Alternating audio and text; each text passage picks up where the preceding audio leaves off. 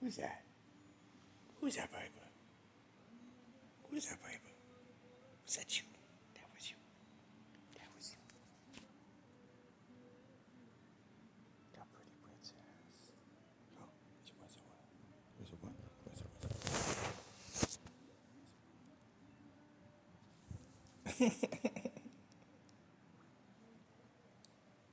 So, a little bit of an update as far as my O2 sensor is concerned. I went out about 2, 3 hours ago and just, I don't know what the word is, hosed, deluged, absolutely just soaked the hex head and threads. Stop it. Stop it. With PB Blaster.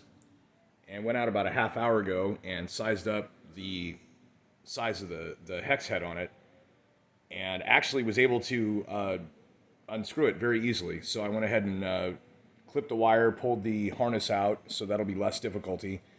Basically, the plan is I'm going to go in as soon as the bank opens on Monday, tomorrow, and pull out the money I need for the part. And then I'm going to go to the part store that's going to have the part on hold since it should be coming in today, but I don't have money access. And with the wrench in hand, get underneath and screw it in real quick and plug it in real quick. And hopefully at that point, just be able to drive with all 8 cylinders instead of 4, and not getting, like, literally, not even joking, 2 miles per gallon. 2 miles per gallon. It's ridiculous. Like maybe 3 or 4 tops. I put $10 in at work at the gas station, and to get home is about 7 or 8 miles. And I've lost all of that gas by the time I get home. It's ridiculous. Part of the problem is trying to step on it to get it to pick up on the other 4, and of course that's not good for the motor either. So my fingers are crossed, hoping. Well, hello. That hello, baby. It's a Samira. Hi, sweetheart. Hoping that there's no serious internal damage to the rings or cylinders or anything like that. That the running rich or lean or whatever it's doing on the bank one that hasn't been running hasn't fouled my plugs or messed up the fuel injectors. But basically, should be able to get it fixed in the parking lot and then be able to get to work without having the kind of gas consumption issues I've had. And I guess we'll find out after that if the knock sensor code keeps coming up. That may be something I still have to do. But at this way, I think that this O2 sensor is really what's been the problem, is badly damaged as the thing was. So, that's the current update of the situation. I had nothing else to do today but play Mario 64, basically.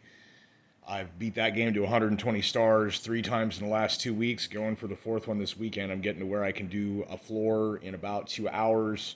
By no means setting records, but, for me personally, it's nice to be able to just run through. Try not to get too bored with it.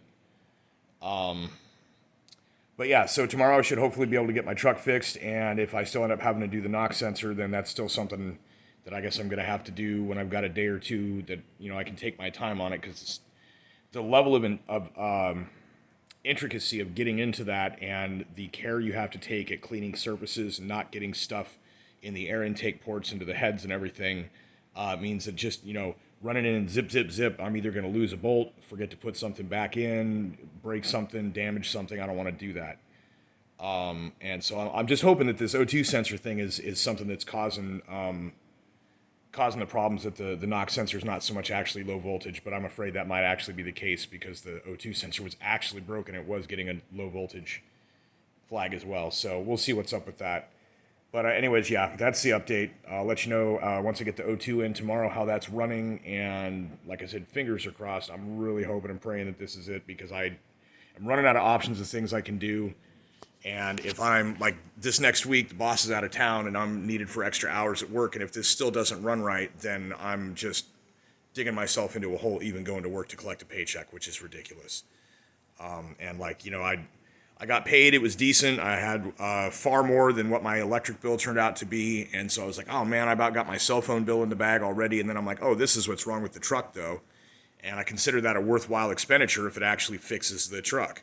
But otherwise, I've basically left myself with $20 to get by until the next 2 weeks. And, so yeah, hopefully that is all it takes is to get this O2 sensor replaced. Ah, bye-bye.